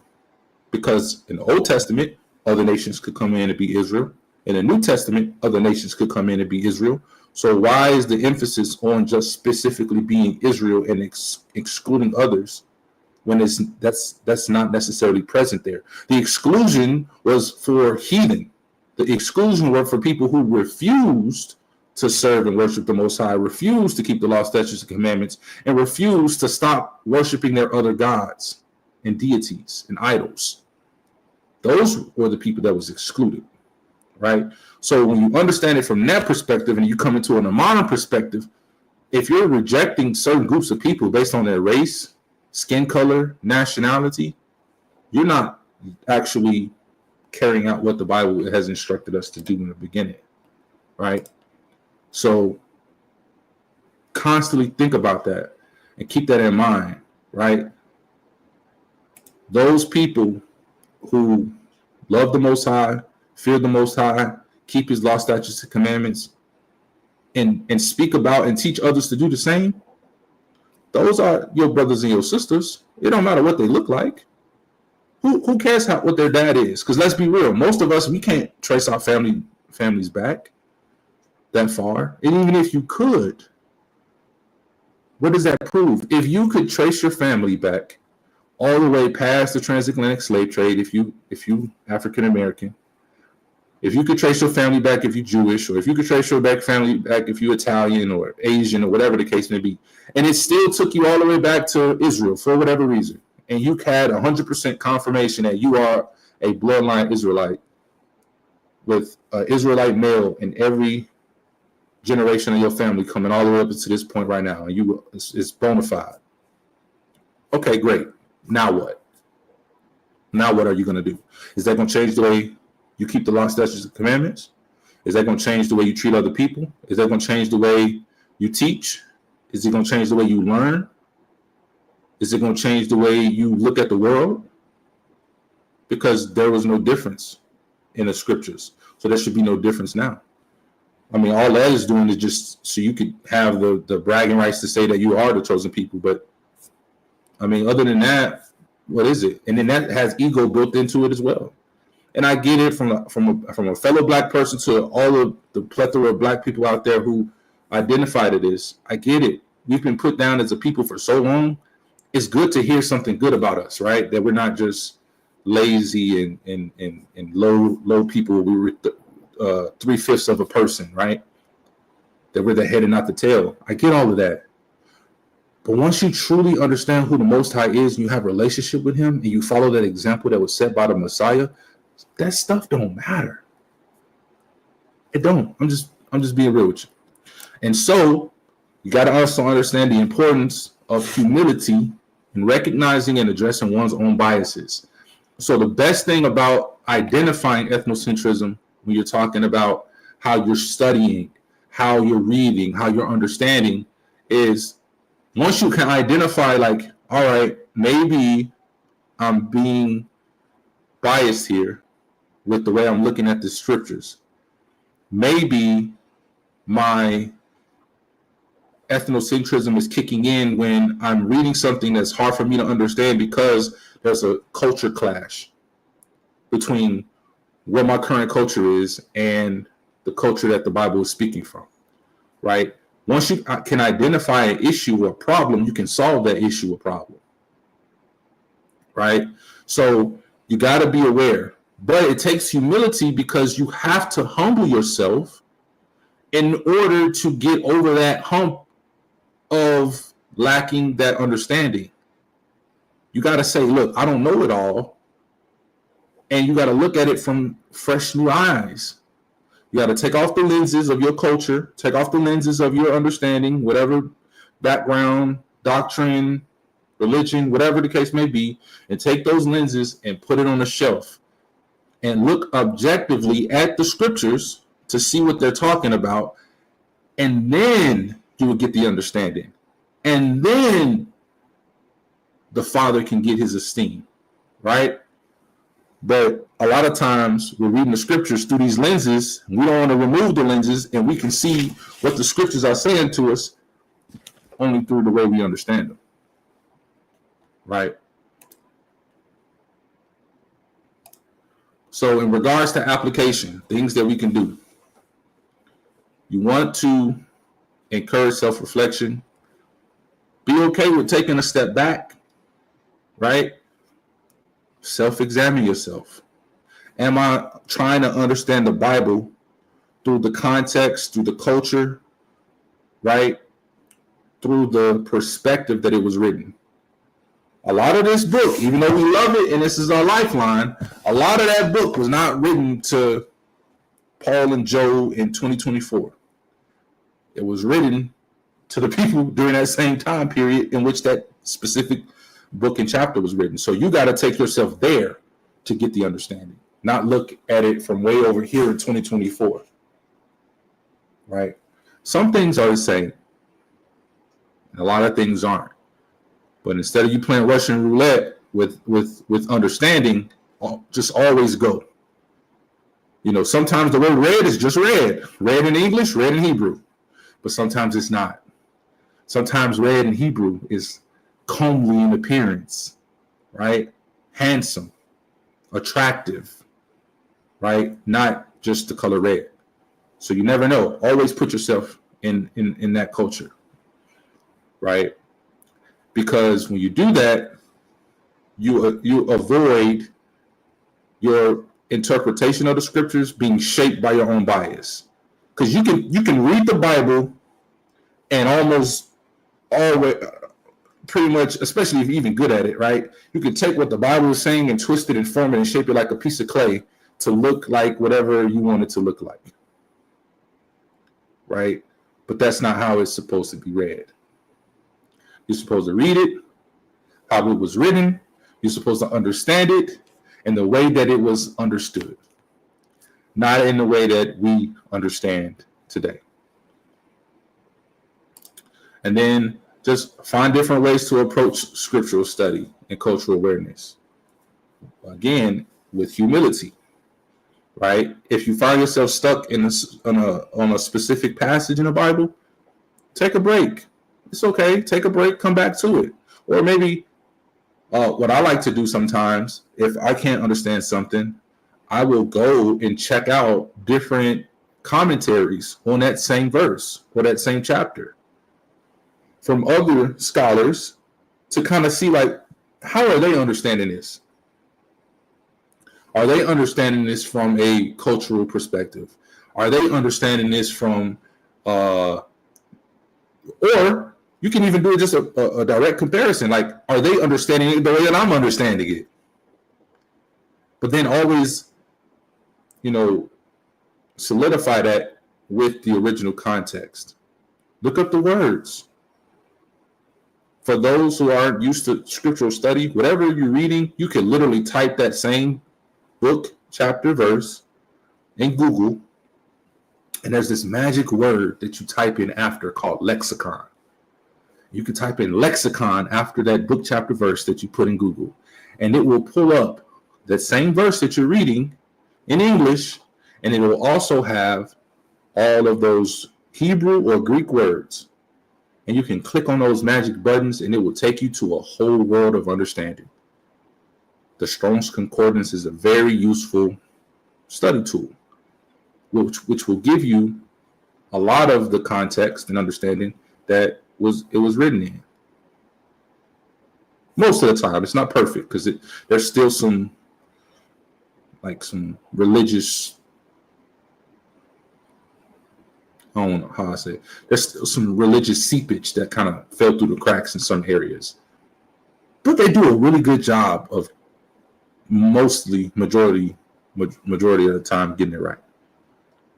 Right. And like I said earlier, place yourself within the culture, language, time frame, and understanding of the passage you're trying to understand, and put your ethnocentrism or your lenses, right, on the shelf until after you get the understanding. Because you can put them back on, because once the understanding is there. So putting the lenses back on after you're done is not going to change anything. Right? Brother Abdullah put in here, let me catch up with you. He said, Proverbs 25:6, it says, put not forth thyself in the presence of the king, and stand not in the place of great men. And then verse 7, it says, for better it is that it be said unto thee, come up hither, than that thou shouldest be put lower in the presence of the prince whom thine eyes have seen. Right? Oh, he was agreeing with Cindy, and Cindy was agreeing with him. So I'm trying to get caught up on these. He also dropped Sirach 1:1. It says, for the same things uttered in Hebrew and translated in another tongue have not the same force in them. And not only these things, but the law itself and the prophets and the rest of the rest of the writings, pretty much. And he says we must overstand before we understand. And we also must understand as well. But all of that good fire, brother. Fire. So you really want to take note about how you are reading the Bible, how you're understanding the Bible, how you're teaching the Bible if you're a teacher. It could be a night and day difference, right, from your interpretation. And I really don't like to use that word, interpretation, because that just gives anybody free reign to interpret the Bible however they want. Because I say anybody can have an interpretation of the Bible, right? You can read the Bible and get to a certain conclusion, and 700 other people can do the same thing. But there's one true interpretation, and it's the interpretation in which the Bible should have been read. And you and all 700 people can really come to a different interpretation than the original intended interpretation and be 100% wrong. So when people say, well, the Bible can be interpreted in different ways, that's just that's a cop-out way of saying that how you read and understand the Bible can be different from someone else, and both people can be right. Or both people can come to an agreement where even if I agree to disagree with you, we can just be right in our own rights individually. No, the Bible has one interpretation. It's one truth. It's right here.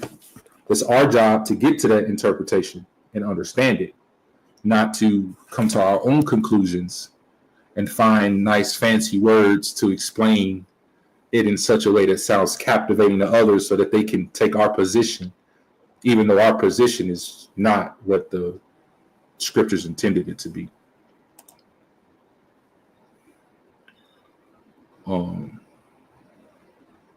Yes, absolutely, brother. He says, not thoroughly studying the Bible, relying solely on a few verses out of context can lead to misconceptions. There is a scripture in Isaiah that says, precept upon precept, line upon line, here a little and there a little, right? It's how to understand doctrine, how to understand wisdom. And I understand what it meant, but that has been one of the most misused scriptures. That has been like the great, I can just nitpick certain verses and use that as my basis. I'm telling you, boy, that right there has kind of set this tone for a lot of misunderstanding. Because they'll say, all right, you see this verse right here? It means this. And then you see this verse right here? It means this. And they go together. And that's my whole point. And like their entire doctrine is built upon two verses? Two. That with the doctrine don't agree with scripture at all. But the way they worded two verses and connected the two verses together, completely out of context. And that's where they built their entire understanding on. No, we can't do that. We can't do that. So, I give y'all one more example from my personal walk. Maybe you can identify with it or not, where I didn't realize that my ethnocentrism had kicked in until I was given the understanding. And this, again, was years and years ago when I was a Christian, where when I first read about the Israelites coming into Canaan and being instructed to kill everybody, right? Well, my ethnocentrism kicked in, being an American, and I, as an American or in westernized culture, place a high value on women and children. So they are how do I say it? Women and children should be protected. That's the cultural norm, right? Men should protect women and children. That's been ingrained in our culture since I don't even know how long ago, right? So when I read everybody has to be killed, the men, the women, the children, hell, even the livestock in some regards, right? That didn't sit right with me. And at the time, with my lack of understanding, I couldn't reconcile that. Like, how could the Most High, being this loving Elohim, basically contract the extermination of all of these people, including women and children? It was really the women and children that just really bothered me. It irked me to my soul, right? And I got angry. I was angry when I read it. I was confused, so it made me even more angry. Like, I was angry at the Most High, and I simmered in this for 2 weeks of not understanding it, right? And my mentor at the time, he came over and he wanted to have lunch with me, and I was just like, man, I'm going through it. And he's like, what's going on? And so as I was telling him that as soon as I said the book that I was reading, the book in the chapter, he started to grin a little bit, which is it kind of made me even madder, more mad, at the time, because I was like, so you know what I'm talking about, and you smiling? You ain't supposed to be smiling right now, right? But I explained. He gave me the floor, right? He let me cook. So I explained how it just didn't sit right with me. I didn't understand it. I couldn't fathom it. I couldn't reconcile it. And so he asked me just a couple questions. He said, who was the Most High's chosen people? Right? And I said, Israel. And he's like, okay. He's like, so who's the focal point? And I was like, well, Israel. And then he's like, all right, so what would have happened if Israel would have went into the land of Canaan and not wiped the slate clean? And he was like, I know you also have read on other places of some of the transgressions of Israel. So based on the history of Israel, what do you think they would have did? And I was like, well, you had people in the land of Canaan that was doing all kind of crazy stuff. He was like, right. So I was like, well, they probably would have did the same stuff that the other people was doing.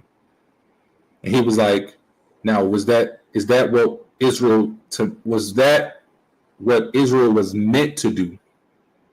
And I was like, no, they was meant to serve the Most High, right? And so he was like, good point. He said, so how do you preserve Israel in that regard when they're in a land surrounded by enemies and heathen? And I'm like, yeah, but, I hit him with the yeah, but, right? Because I at that point, I was faced with, okay, the truth is hitting me in the face, but do I want to accept the truth, right? I hit him with the yeah, and then I put the but, because my ethnocentrism was still kicking in, and I was still trying to reconcile with the killing of women and children. And so when I said, yeah, but, he said, okay, hit me with the but. And then I explained, I said, but why not? And I gave some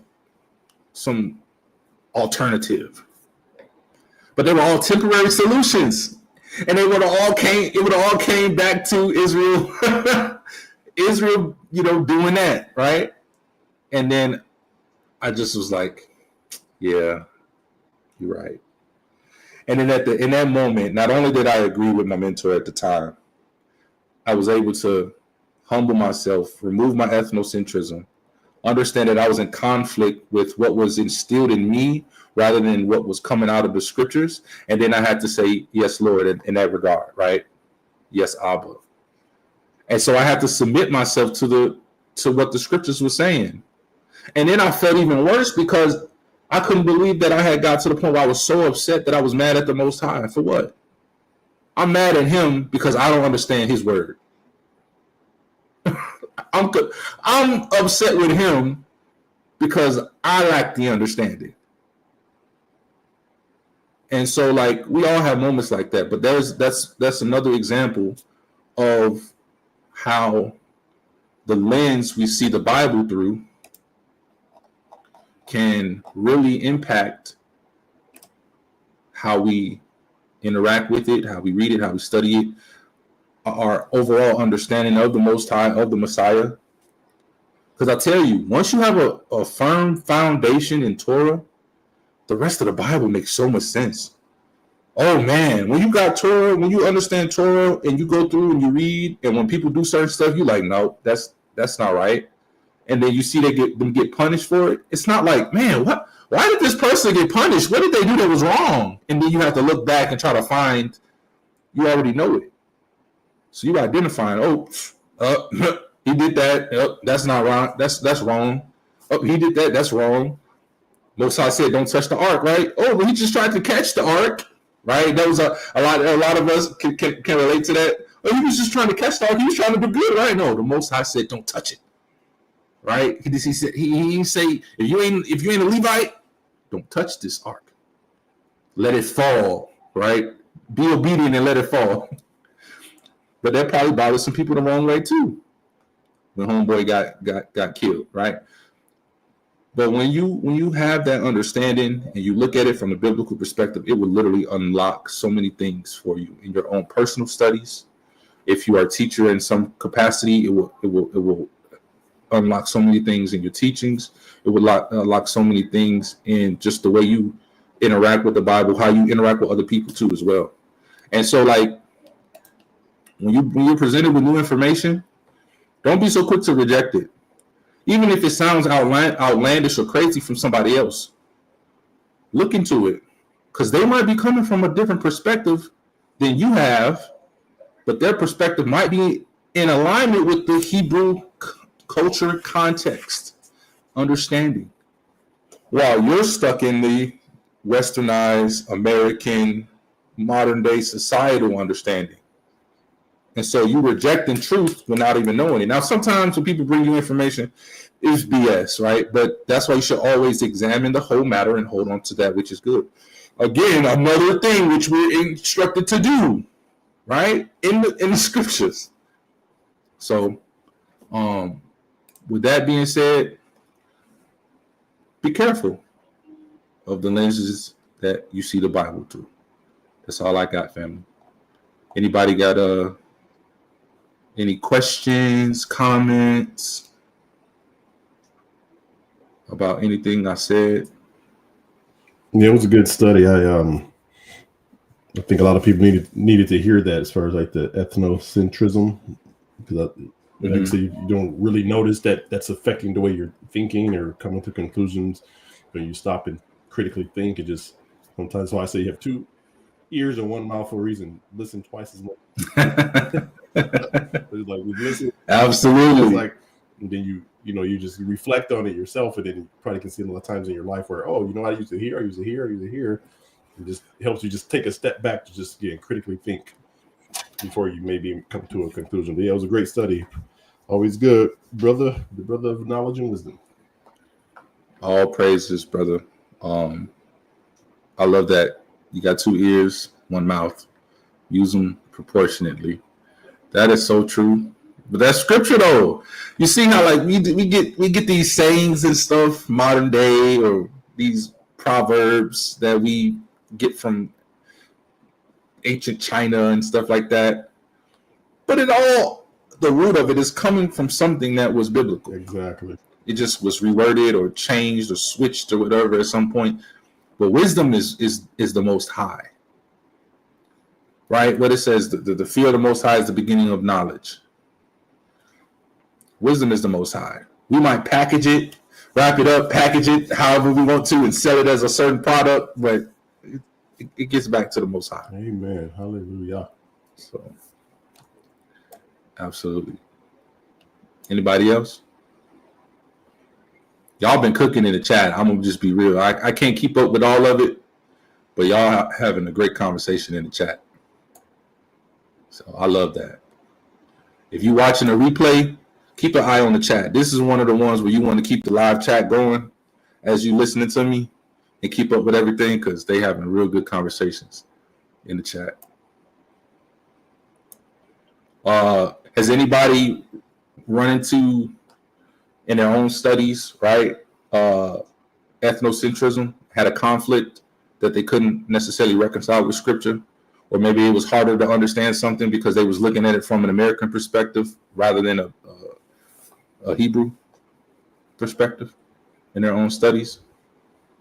I guess for me, the one you just brought up with, like, they killed the women and children was just like the men, they, certain situations you take them, then you integrate them with you, but then other one where they gotta go. It was like you said, it was just hard to, like, wow, that's cruel. Like, why can't you just take them and integrate them? But like I said, the Most High is perfect. He knows. So like our understanding, we don't get it. But yeah, that was one of them for me when I read that. It was like, I forget which book. I know a couple times it's mentioned throughout different books, I think. But yeah, I remember reading that. Absolutely. That one was tough for me. That's one of the first go-tos I can go to. But when I was sitting in the classroom and she mentioned ethnocentrism, explained what it meant, bro, I wasn't even in the classroom no more. I immediately went biblical with it, and I was thinking about all of the stuff that I had to deal with, and others that I talked to, and just who else could be dealing with this? Like, I wasn't even in the class no more mentally. I was like completely somewhere else. And I'm like, wow, like this is good, because I knew it existed, but I never had a name for it. So I'm like, okay, ethnocentrism, let's go.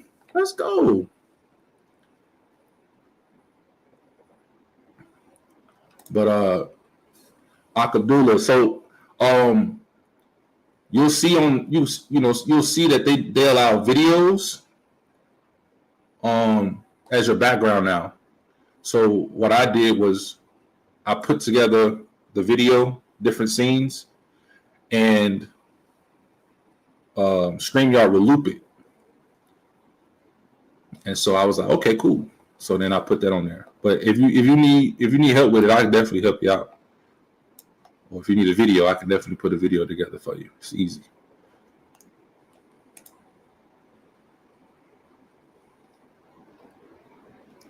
But anybody else?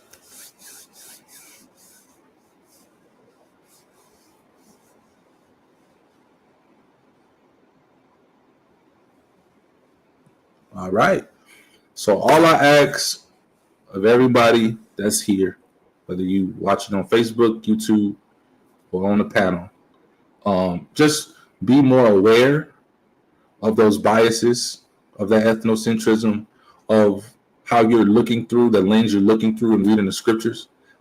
Because once you're aware, you'll be able to identify and take the lens off, put that stuff on the side, and truly understand the Bible.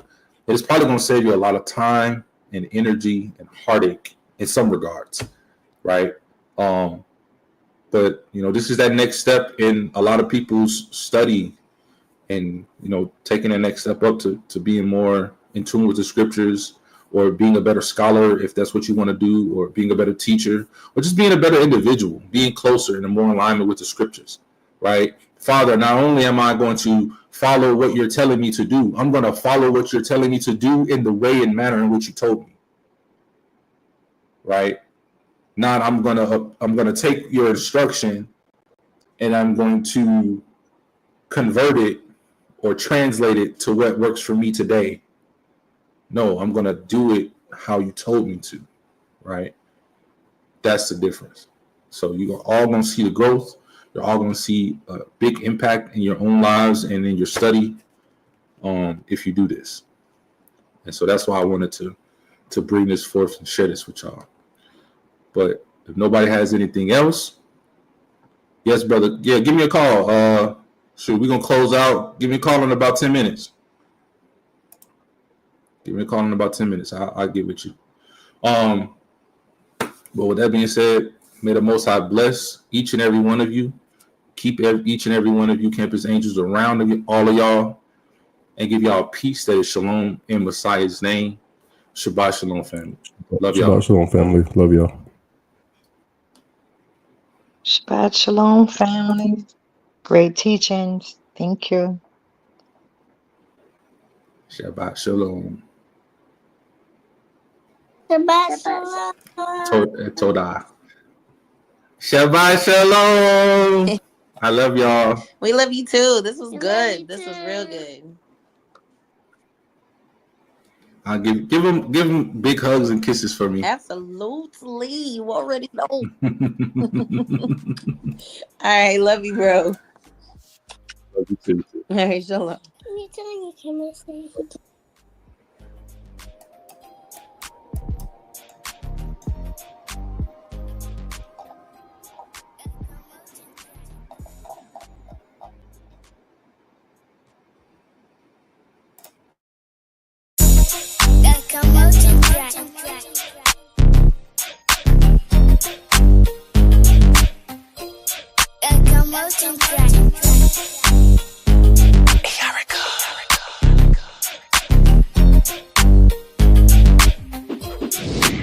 The most I gon' make a way. The most I gon' make a way. The most I gon' make a way. You just need a little faith. All you need is faith. So I heard you been down on your luck for a while.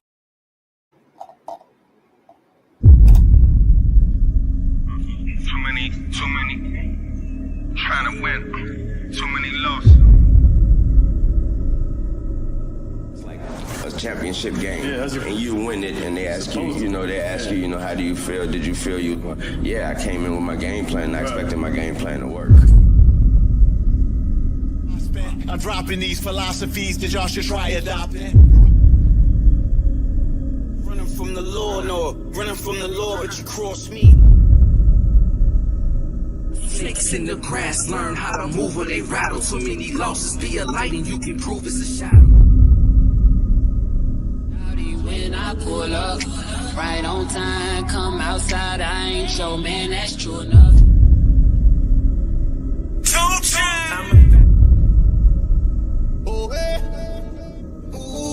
I'ma dive off the deep end. Ain't nothing but an Eastside party. Eastside.